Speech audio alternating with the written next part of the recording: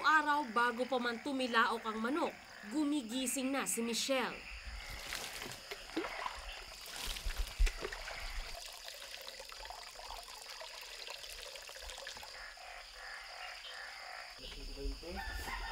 Para kay Roland. Saka kay Michelle.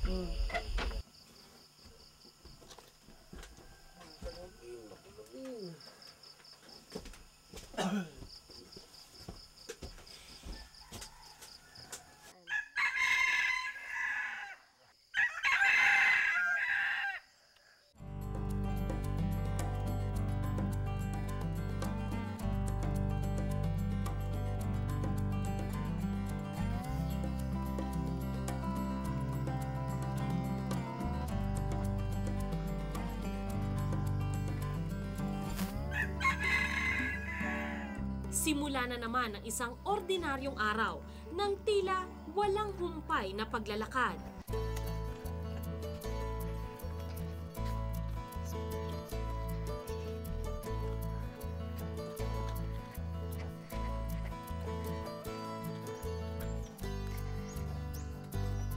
Nasa tuktok ng isang bundok sa Southern Leyte ang tahanan ni Michelle.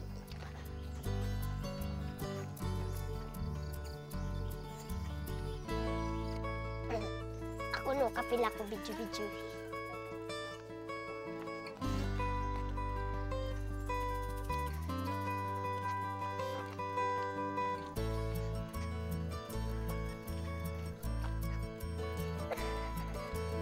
Tuwing umaga, kailangan niyang baybayin kasama ng kanyang mga kaibigan ang makipot na daan pababa. At palabas sa gubat na ito. Para lang makapasok sa eskwelahan.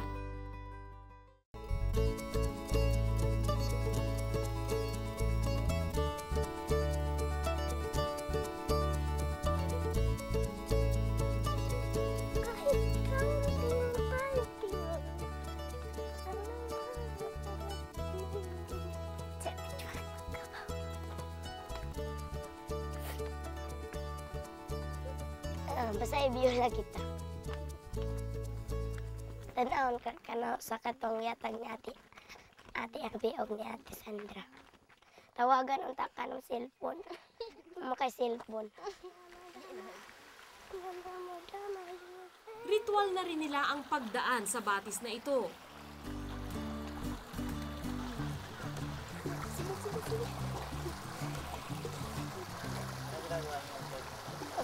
Naghugas ng paa. Kasi madumi. Hindi sila nakasapatos gaya ng ibang estudyante. Pero mukhang kontento na sila sa malilinis na tsinelas.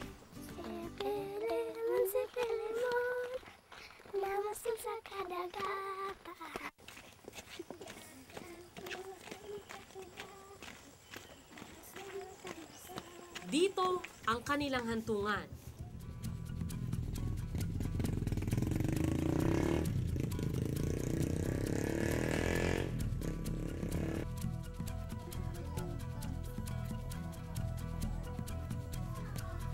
Sila ang mga ipinagmamalaking estudyante ng Sindangan Elementary School sa Southern Leyte, ang numero 1 pampublikong elementarya sa buong Pilipinas.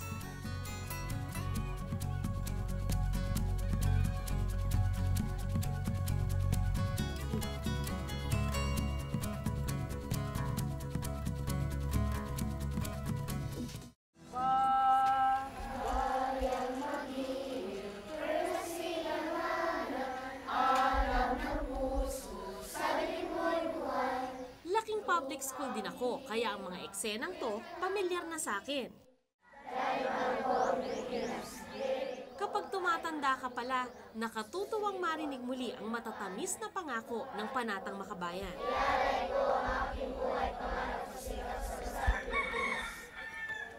Alam kong exercise na ang kasunod ng seremonyang to, pero dito may naiba. 1 times 1 equals 1. 1 times 2 equals 2. 2 times 6 equals 12. 2 times 7 equals 14. 3 times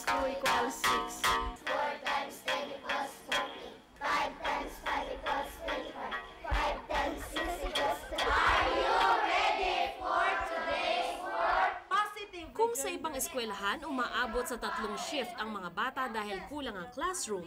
Dito, umaga hanggang hapon ang klase. Okay, instruction for our short game this afternoon. You are going to group 2 boys and girls.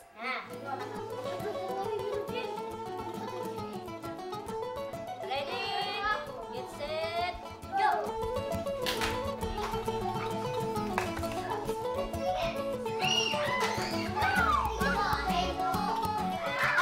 Napansin ko, ang isang classroom laging puno ng halakhak ng mga bata. Mga grade 5 students, kabilang na si Michelle. Ang leksyon nila, math.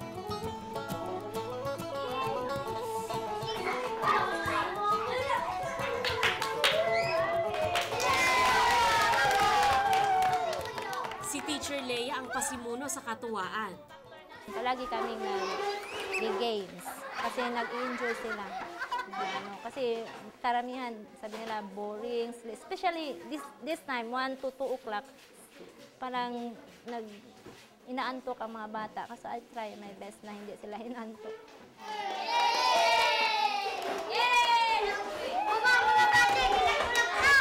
Mamaya, bigyan ang girls ng star stickers. Ilagay sa math notebook. Ibigay ni Mama. Si Teacher Leia, dating guro sa isang private school, ang siya ring nagtuturo ng math sa grade 4 at grade 6. Mabisa raw ito dahil nasusundan ng teacher ang paglago ng abilidad ng estudyante. Kasi pag talaga maraming nag-observe, so nadala ko dito yung practice ko doon sa sa private school. Nata-challenge din yung ibang teacher. Masisipag talaga, ma'am. Yung mga guro namin, oo. Dahil this is my 2 years as an head of school. So I have served them. They are very dedicated and committed to their service. Yan lang. Makita hindi namin, pagtapos namin sa flag ceremony, papasok na. Talaga yung mga teacher, hindi na kami magkamit. Bakit? Namimiss na namin sila. Yung ma'am, gusto namin, yung mga bata. Noong 2006, number 2 sa National Achievement Test o NAT ang Sindangan. Malaking talon mula sa ranggo nitong ika-78 noong 2005. Ang NAT ay isinasagawa ng DepEd para masukat ang kaalaman ng mga magtatapos ng elementarya. Isa sa naging susi sa pagbabago ng eskwelahan, si Teacher Leia. Ang kanyang estilo ng pagtuturo naging modelo para sa mga kapwa niya guro. Kahit konti, may bookmark, gagawa ko kasi dyan may computer na gagawa ko bookmark or stationery, gano'n. Siyempre na ilagay yung pangalan. Ikaw na lang gumagawa? Ako na prepare, bond paper lang yung bibilin ko. Ay lang kami, nagtiyaga sa pagtuturo, pag-conduct ng review during Saturdays, extended time. Ibibigay namin ratios, 1:1 sa mga bata. Yan ang aming ginawa. At mayroong peer teaching. Yung mga bata na magagaling ay tinuturuan nila yung mga mahihina sa klase. Yan ang aming ginagawa. Through the involvement and the participation of the parents, they have to give snacks to support their children to maintain the review during Saturdays. Nang isagawa ko ang interview sa principal, hindi pa formal na inaanunsyo ng DepEd na number 1 na sa NAT ang Sindangan ngayong taong ito. Sa 4th class municipality ng Macrohon matatagpuan ang Sindangan Elementary School. Isa sa pinakamahirap na lugar sa Leyte. Itong mga Meron nga silang computer. hindi pa namin na-assemble. Bakit nga po kayo binigyan ng computer tsaka pera? 60,000 ng DepEd? Dahil yun sa resulta ng National Math Achievement Test last year, 2006-2007, 2005-2006 result as a second rank nationwide. Pero matatagalan pa bago ito magamit ng mga estudyante. Gusto namin yung mga may wirings na aabot sa kanilang silid. Dahil wala pa. Dito lang sa primary room, mayroon na silang electric. Clinic. Clinic. Magkatabi lang yung library at saka clinic. Ang school clinic, walang laman. Masama yung sikmura, may lagnat, pahigain namin dito. Wala na. Kaya naman nakakamanghang ang ganitong estado ng eskwelahan nag-top sa National Achievement Test. Wala mga kagamitan. Ito ang library namin. Ano po, ito mga libro napansin ko, mga mga mukhang foreign books po. Oo, ibinigay ito kay Governor Lerias last Friday. So, Isa lang ang ipinagmamalaking pasilidad ng paaralan, ang kanilang library. short stories. Dito ko nakilala si Abigail, ang #1 student sa Sindangan. Sa araw na ito, siya ang nakatokang magbasa ng kwento sa mga estudyante ng grade 1. Ano yung hinahanap mo? Snow White. Snow White. Oo. Fairy tales. Mahilig ako kasi ganun gusto ko yung mga picture nila. Nasa grade 6 na si Abigail at handang-handa nang abutin ang kanyang mga pangarap. Gusto ko kasi magiging proud sila sa akin. Gusto ko kasi magiging katulad ng nanay ko na matalino. Kaya naging teacher siya kasi kinaya niya lahat. Lahat ng paghihirap, kinaya niya para makamit yung pangarap niya. Ano yung mga ginagawa mo para manatili ka #1? Ginagawa ko, makinig sa teacher, mag-aral ng mabuti, at ang mahalaga talaga yung pagkabuti mong student. Kasi Ano ba yung mabuting student? nag-aaral, nakikinig siya sa teacher na, tapos nire-respect na yung schoolmate niya. Kung yung estudyante lang po nagsisikap, wala po yung suporta na magulang, tapos hindi po gusto ng teacher na turuan kami, ng mga student, hindi po talaga magiging matalino po yung mga bata. Sa tatas magsalita ni Abigail, muntik ko nang malimutang bata pala ang kausap ko. Ito na lang kasi walang Snow White. Ano Snow White? Yan ang napili mo? Oo, ito na lang. Ano yan? Po. Ba't yan ang napili mo? Gusto ko tong kwento nito kay Po dahil about friends. Good afternoon, children.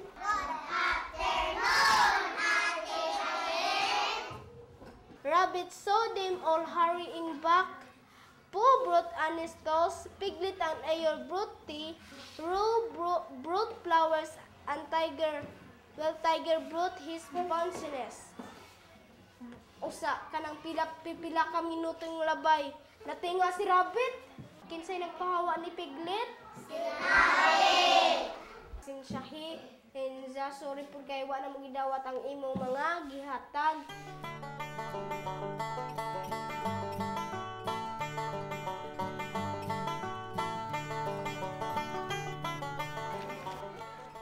Pagkatapos ng klase, ipinakilala ako ni Abigail sa kanyang best friend, si Mildred, ang #2 student ng paaralan. Second siya, tapos ako yung first. First, tapos second. Ganon. Paano kayo nagtutulungan dalawa? Medyo kung may nahihirapan akong lesson, sinabi ko na, Mildred, alam mo ba to? Tapos siya na, oo, siya. Tapos kung siya yung nahihirapan na, Gil, alam mo ba to? Siya, oo, maano lang kami, tutulungan kami. Tutulungan kayo? Oo. Ano masasabi mo kay Abigail? Mabait at matulungin. Yung wala bang di ba minsan sabi nila yung pag #1, #2, kumbaga parang magkakompetensya. Sabi ng mga kanang ibang siguro kanang magkalaban kayo ng second, hindi, kaibigan kami.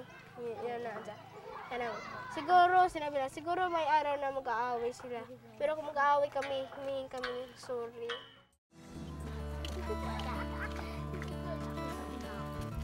Dahil walang pamasahe, kailangan maglakad ni Mildred ng 1 oras pabalik sa kanilang baryo na nasa tuktok din ng bundok.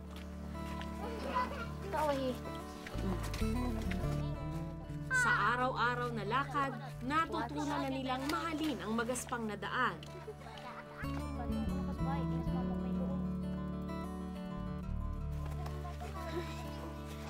Konting tiis na lang.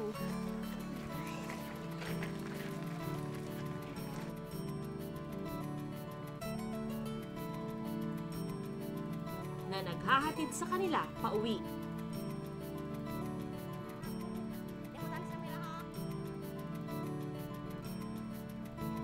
Di man kay, ano yung ako?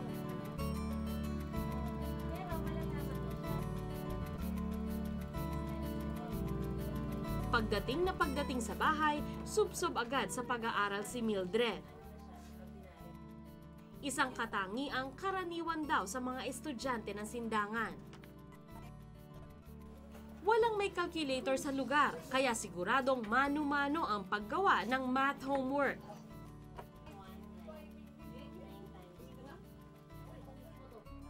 Ayay, wrong ko di ay.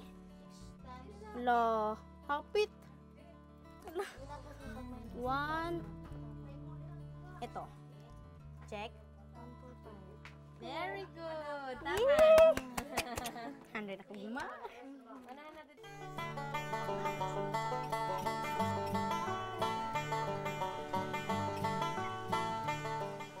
Karamihan ng mga residente, wala ring TV. Kaya ang mga bata, pagkatapos ng assignment, sa Lake Lanao ang tambayan.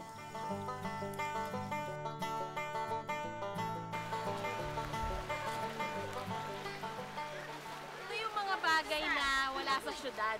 Kaya yung mga bata dito, hindi sila naiinggit doon sa mga bata sa syudad. Tingin ko nga, sila pa yung dapat kainggitan eh.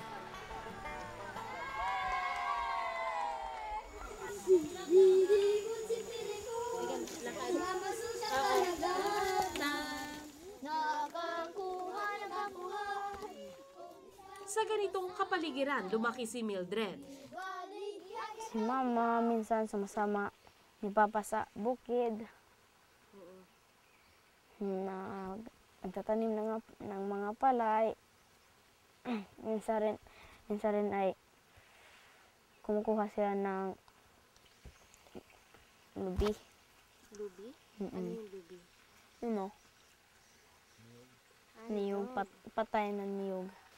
Yun ba yung ginagawang kopra? Oo. Ayun yun.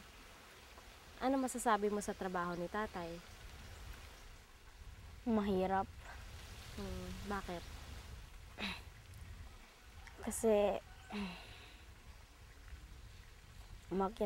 umakyat pa siya. Tapos kami ay nandyan lang sa baba.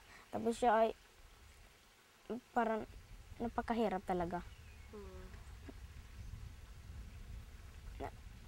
Nagtitinda siya ng niyog para lang may baon kami. Ikaw, magkano yung baon mo sa school? Minsan wala, minsan mayroon. Magkano baon mo madalas? 2. Madalas 2? Anong nabibili mo sa 2? Binibili ko lang yung turon. Binibigyan kasi ako ng mga classmate ko ng baon. Minsan si Josephine, pag maraming baon ay binibigyan niya ako ng 2 o 3 ba. Ganyan. Ang bahay nila Josephine, ayun o. Baka siguro marami silang pera, kaya malaki rin ang baon niya. At binibigyan niya ako. Nasurti nga ako. May kaibigan ako na kagaya ni Josephine at ni Abigail. Sa gitna ng matinding kahirapan, tingin ko'y hindi naisip bata si Mildred. Naplano na nga niya ang kanyang buhay pagkatapos ng elementarya. Paano kung hindi sapat yung pera ni nanay at tatay? Mag-working na lang. Mag-working ka? Anong pwede mong gawin?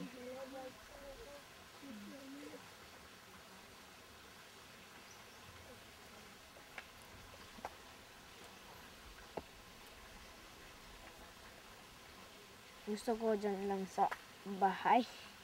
Huwag yung Bahay? magbibigat. Kapag mag-working na ako, gusto ko nasa bahay lang, hindi yung mabibigat. Oo. Kumbaga gusto mo magtrabaho na lang sa bahay? For transportation. Hindi ko akalaing pagkakatulong sa bahay ang maiisip na solusyon ni Mildred para makapagpatuloy sa pag-aaral. Ito raw kasi ang ginawa ng kanyang paboritong guro, si Teacher Lea, para makapagtapos. Dahil sinasabi niya, huwag niyong sabihin na hindi kami makapag-aral, ma'am, dahil mahirap kami, wala kaming pera. Sinasabi niya,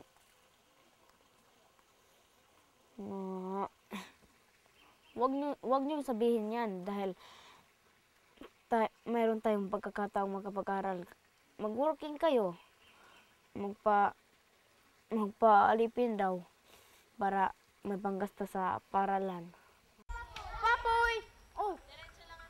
Kapag walang pasok, ang mga estudyante mula sa grade 6 nagtuturo ng mga nakababatang kapitbahay. Isa si Mildred sa tumatayong tutor. Red apple, blue book, leaf rattle, butterfly, 14, spoons, 15.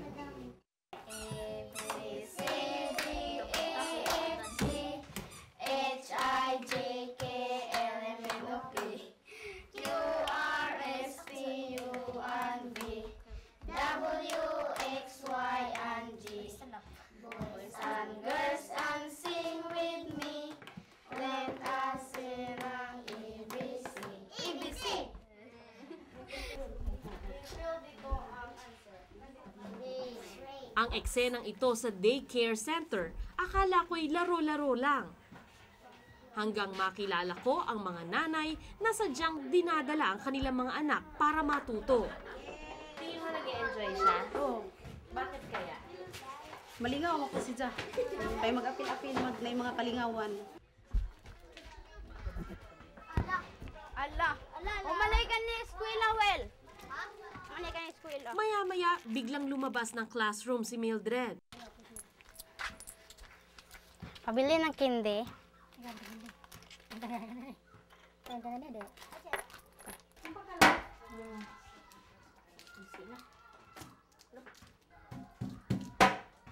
Para sila ay makakain. So, hiniwa mo sa ilan? 6. Pag may pera ka, merong candy. So, paano yan? Lagi ka nagtitipid? Ha? Saan galing yung perang pinambili mo dyan? Sa baon ko, 2 baon ko araw-araw. 2 ang baon mo araw-araw. Tapos, magkano yung tinitipid mo? 1 piso. May sistema ang pamimigay ng candy. Malinaw na maraming beses na nilang ginawa ito. Imo, Kanganan, o Kanjoy.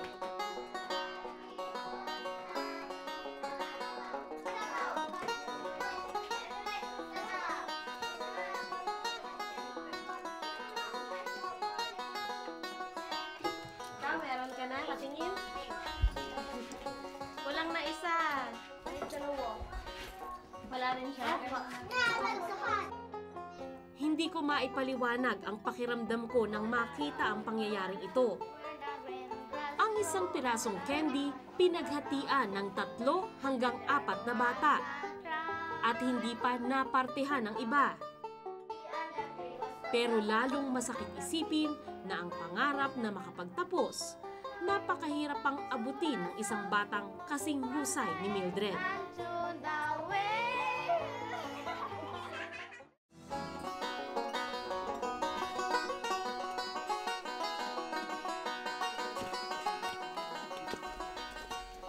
Papunta ako ngayon kina Michelle. Siya yung estudyante ng Sindangan Elementary School na lumalakad ng humigit kumulang 1 oras araw-araw para lang makapasok sa eskwela.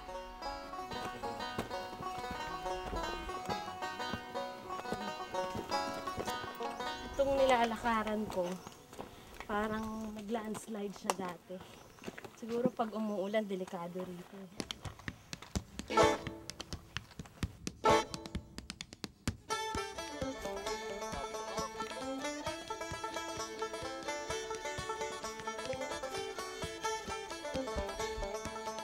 We are the children of yesterday's dream.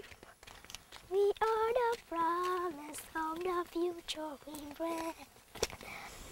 nakarating din. Ganda ko pala na lugar nyo. Napawisan na.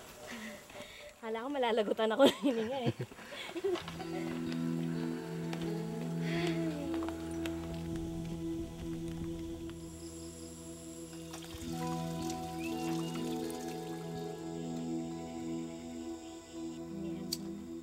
Dahil malayo sa kabihasnan, walang kuryente sa bahay ni na Michelle.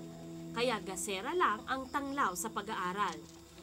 Oo. Paano ba magturo si Miss Leia? Bakit ang daming may paborito sa kanya? Magaling siya magturo. Nagkaroon ako ng pagkakataong makakwentuhan si Robin, kuya ni Michelle. Graduate siya ng grade 6 at kinilala bilang best in math sa Sindangan. 2 taon na ang nakararaan. Doon na rin natapos ang kanyang edukasyon. So paano na ngayon? Anong sinabi mo sa magulang mo? Gusto kong mag-aaral ng kolehiyo. Anong sabi nila? Wala silang ikagastos. May ginagawa ka ba ngayon para matuloy yung pag-aaral mo sa high school? Meron. Ano? Nag-aalaga ng mga hayop. Nakalulungkot isiping pwede ring mangyari kay Michelle ang sinapit ng kanyang kuya. Sayang, ganun, sayang talaga. Gaano ka-importante sa inyo yung edukasyon po ng mga anak niya? Mas importante. Ay, para namin, hirapan namin. Alas 8 ng gabi, sabay-sabay nang natulog ang pamilya ni Michelle.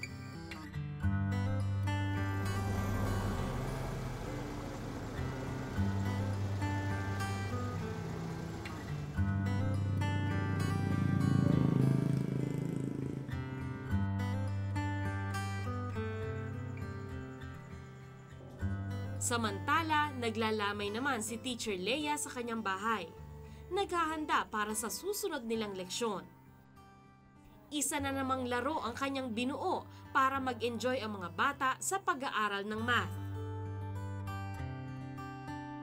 Dahil mula rin sa hirap, gusto raw niyang tulungang makaahon ang kanyang mga kababayan.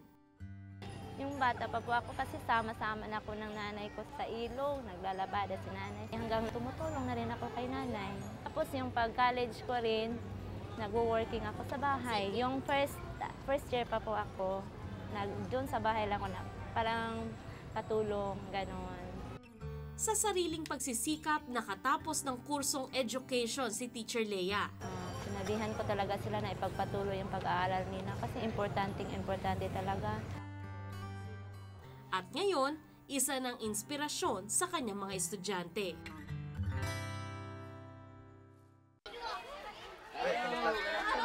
Tanghali po. Hello!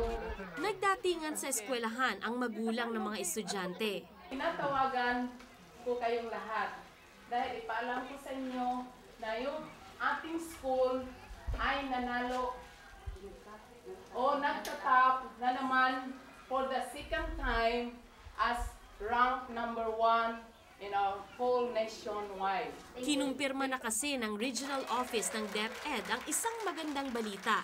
Alam naman ninyo kung ilan ang ating rating ngayon? Hindi pa. Last year, 93.6.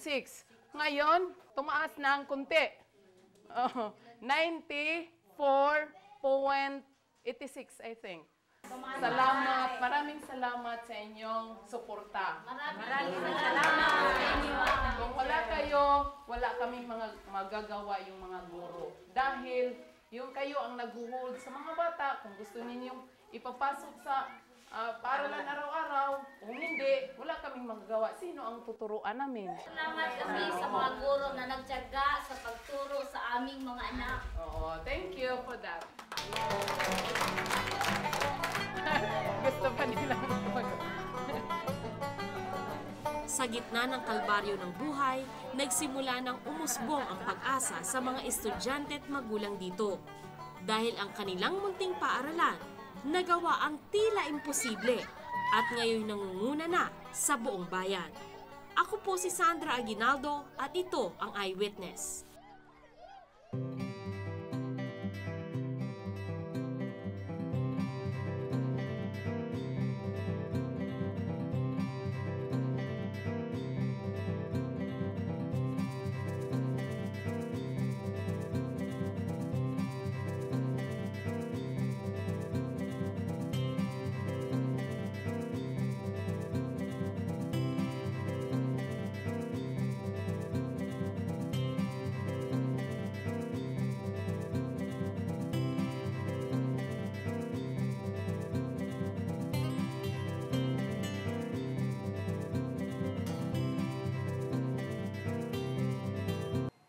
Maraming salamat sa panonood ng Eyewitness, mga kapuso. Anong masasabi niyo sa dokumentaryong ito? I-comment na yan at mag-subscribe sa YouTube channel ng GMA Public Affairs.